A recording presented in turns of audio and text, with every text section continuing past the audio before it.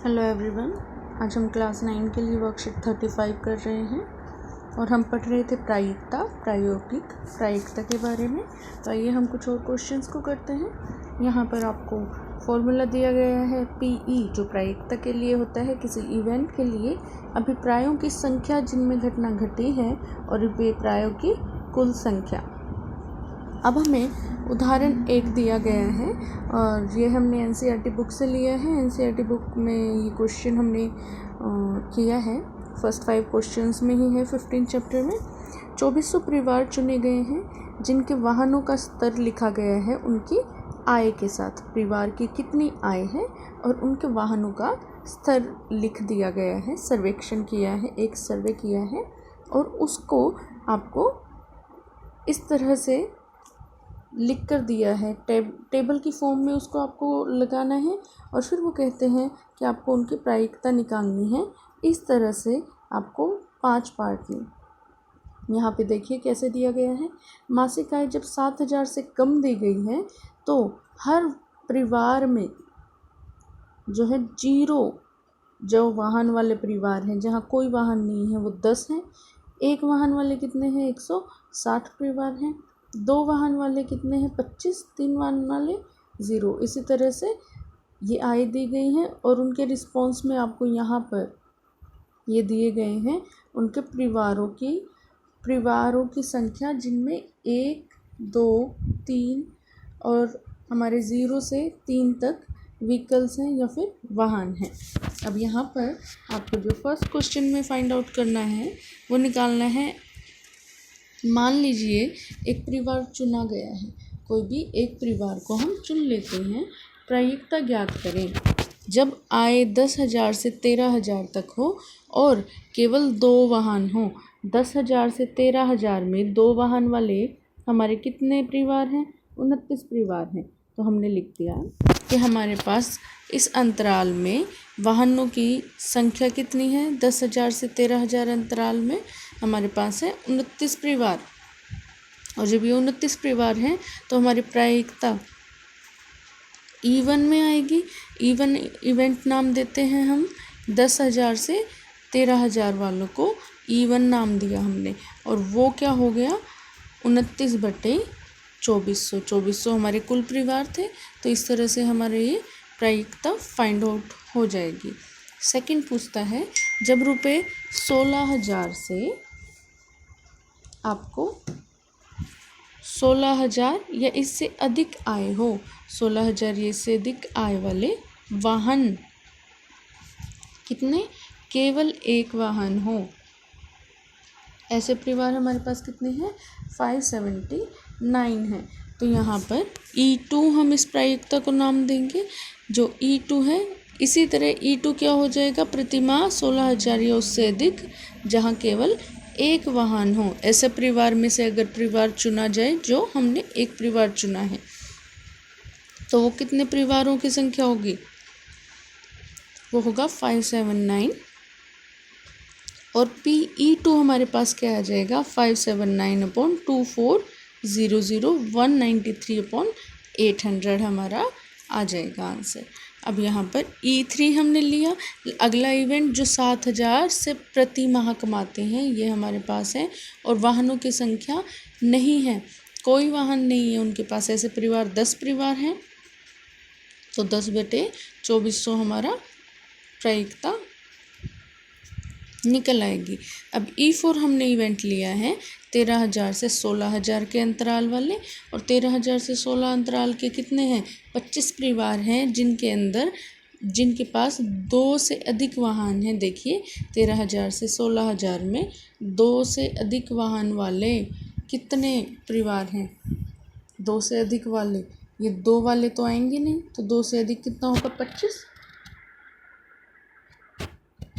और हमारी प्रायिकता हो जाएगी PE4 25/2400। अब यहाँ E5 हम निकाल रहे हैं। E5 जिनके पास एक से अधिक वाहन नहीं है। ऐसे परिवार जिनके पास 1 से अधिक वाहन नहीं है। ऐसे कौन से परिवार होंगे? 1 से अधिक वाहन जिनके पास नहीं है, इसका मतलब ये और ये तो हमारा काउंट होगा नहीं, 2 और 3 वाले। अब 1 वाले और 0 वाले, 1 से अधिक वाहन इनके पास नहीं है, या तो 1 है या उससे कम, यानी कि है ही नहीं। तो इन सब परिवारों को हम ऐड कर देंगे। अब इन्होंने आय नहीं बोली कितनी होनी चाहिए, बस बोला 1 से कम होने चाहिए, तो 1 से अधिक नहीं होने चाहिए।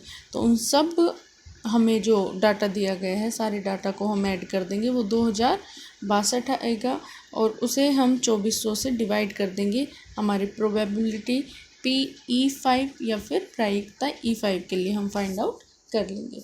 इस तरह से हमारा ये क्वेश्चन हो जाता है। उदाहरण 1 होता है। अब हम उदाहरण 2 करेंगे।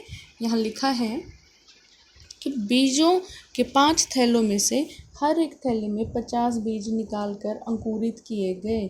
जो आपके बीज, आप 5 थैले लिए गए बीज के, 1 2 3 4 5, हमने 5 थैले ले लिए और उनमें से 50 बीज निकाले गए और उनको अंकुरित कर दिया गया। अब 20 दिन बाद हर थैले को क्या किया गया, दोबारा से देखा गया। 20 दिन के बाद हर थैले को देखा गया और उनमें अंकुरित बीज कितने कितने पाए गए। एक थैले में 40, दूसरे में 48, तीसरे में 42, फिर 39 और 41, ये हमारे पास अंकुरित बीज थे। अब हमें PE निकालना है कि जिनके अंकुरित बीजों की संख्या कम से कम 40 हो। कम से कम 40 संख्या होनी चाहिए। कम से कम 40 कितनों में है, देखिए यहाँ थैला नंबर 1 2 3 और 5 अंकुरित बीजों की संख्या कम से कम या तो वो 40 है। देखिए ये 40 से अधिक है। अगर 40 से अधिक वो संख्या है, अगर 48 है, इसका मतलब कहीं ना कहीं उसमें 40 भी आता है। 42 है, 40 आया तभी तो फिर 41 और 42 भी आया। और इसी तरह से यहाँ भी कम से कम, इन्होंने पूछा है कम से कम 40 बीज हों।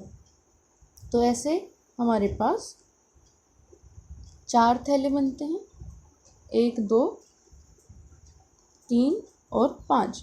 अंकुरित बीजों की संख्या यहाँ पर 40 या 40 से अधिक है, यानी कम से कम 40 जरूर हैं। इसलिए 4 थैले हैं जो घटना के अनुकूल परिणाम देते हैं।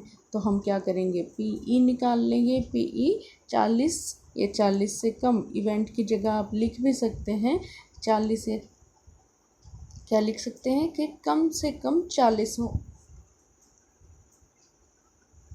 कम से कम 40 बीज हो। यहाँ E की जगह आप लिख देंगे तो यहाँ पर आपका 4 थैले ऐसे हैं जहाँ कम से कम 40 बीज है और डिवाइड बाय 5 हो जाएगा। इस तरह से आपकी प्रायिकता फाइंड आउट हो जाएगी।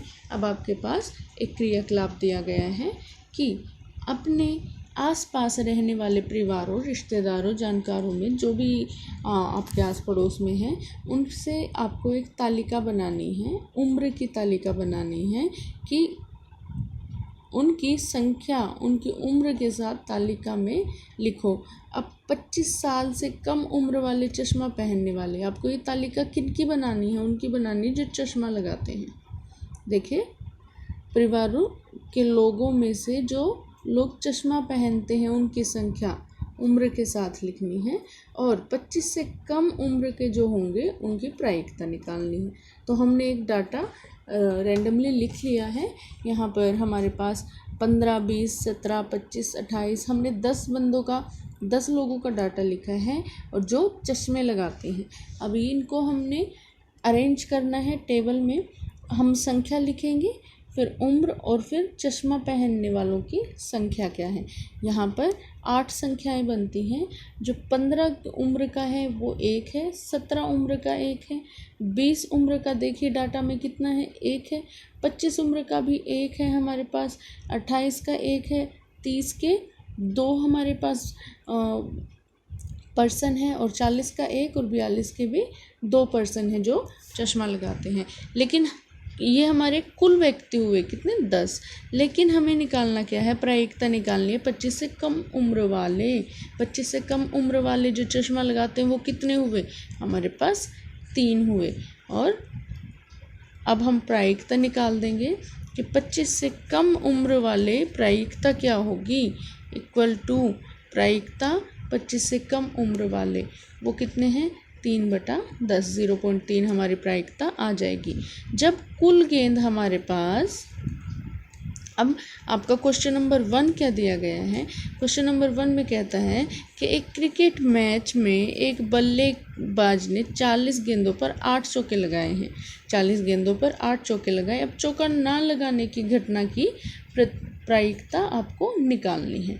देखिए हम कैसे निकालेंगे, ऐसा क्वेश्चन हमने किया भी है हमारी एक्सरसाइज में। महिला बल्लेबाज के बारे में था वो। और एक कुल गेंद हमारी कितनी है 40 है। चौके कितने लगाए हैं हमने 8 लगाए। और चौके नहीं लगाए वो कितनी गेंदें होंगी 40 घटा 8 कर दे 32 आ जाएंगी।